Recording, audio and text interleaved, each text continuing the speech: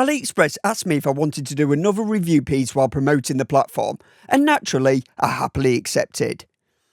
Once again, they gave me free rein to choose whatever I wanted, and as always, I didn't want to show you something you've probably already seen doing the rounds 15 times already this week. So instead, I went for this cool, slightly period looking piece from Mercer's sub-brand Pierre Paulin. Now yes, the name does feel a bit sketchy, but everything else about it feels far from that. If you do fancy picking up one, or just grabbing something else in the sale, the exclusive discount codes on the screen should knock off a fairly decent chunk off your purchase. And if you want to push that a bit further, AliExpress is also running a Teams Cashback Challenge, where we all jump in as one team and earn as much as 10% cashback. The more people that join, the bigger the return gets.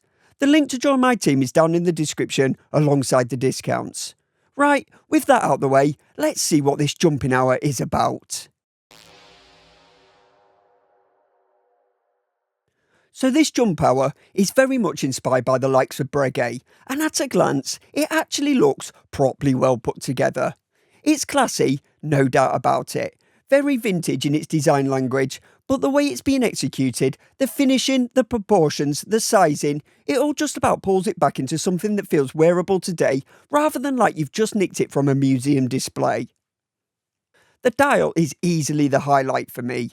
There's a real mix of levels and textures going on, and it creates this constant play of light and shadow that gives the watch a bit of life. Because let's be honest, without that, you're basically staring at a very still object with a tiny seconds hand nervously ticking away at 6. The case is fine. It's clean, well done, there's nothing wrong with it, but it does feel a bit safe. Almost like all the effort went into the dial and the case just turned up afterwards. I would have liked to seen a bit more character here, just something to match the drama on the front.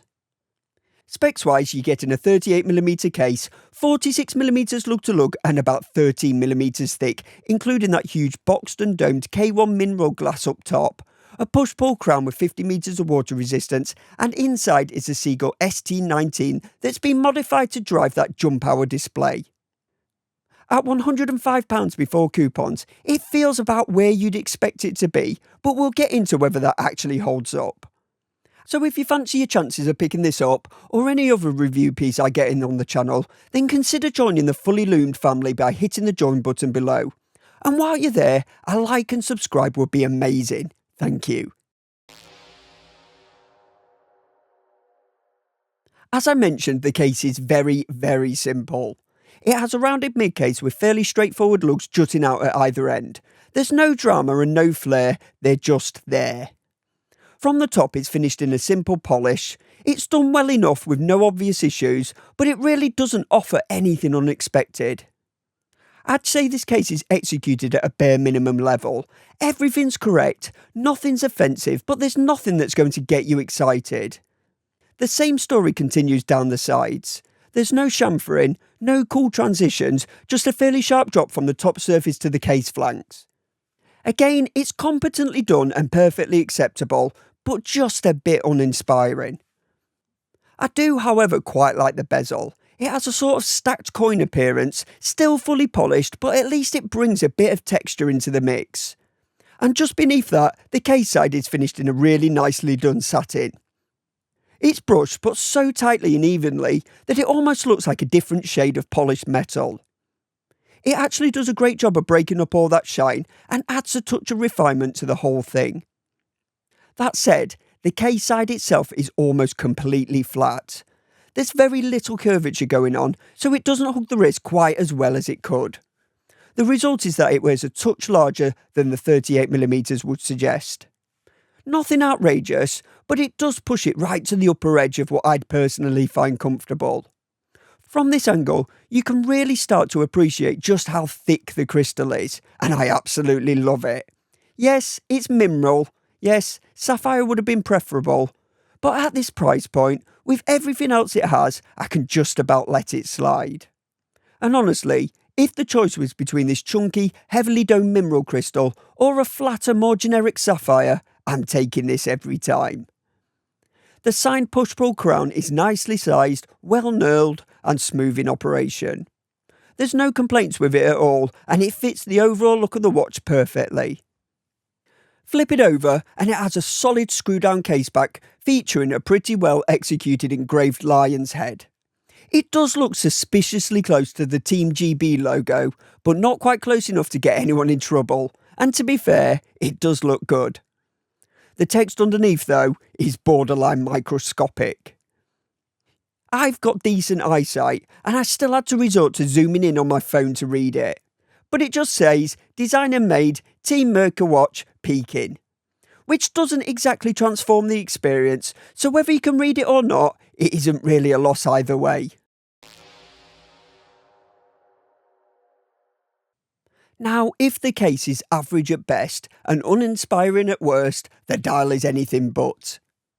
The centre has a tight, almost guilloche style pattern, the outer track is smoother to frame it, and the sub-seconds at 6 is slightly recessed. It gives it some depth, but it doesn't feel overcomplicated, and it catches the light really nicely.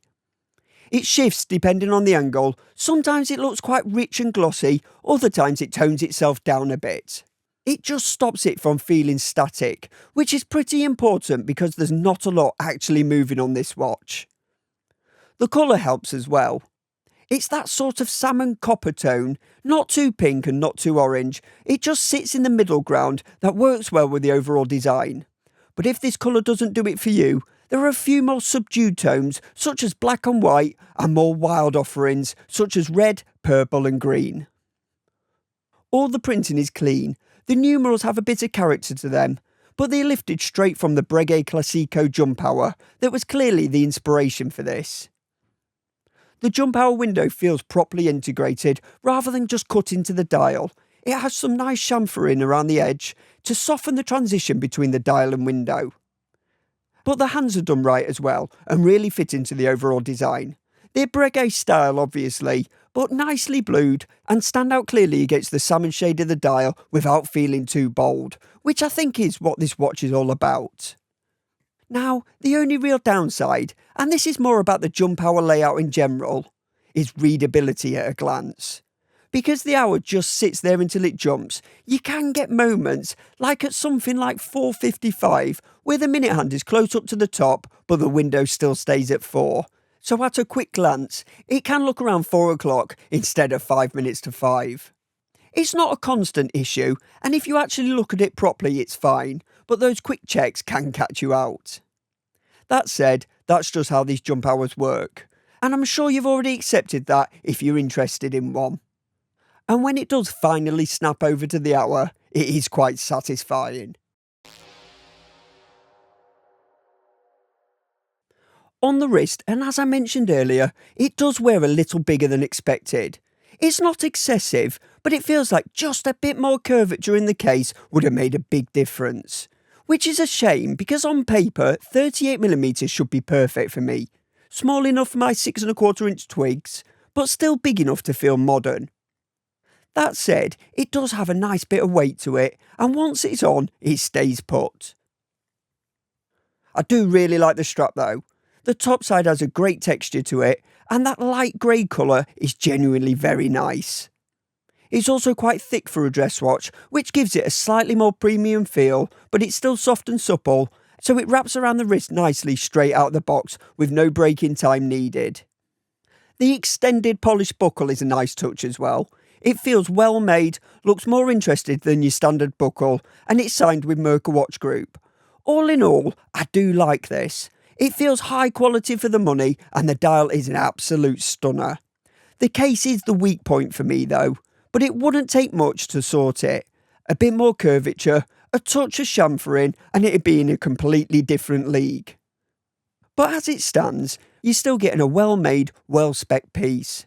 So if you can live with those awkward drawbacks, or your wrist is a bit more forgiving than mine, there's still a lot here to like. Thanks for watching, please like and subscribe, and I'll catch you in the next one.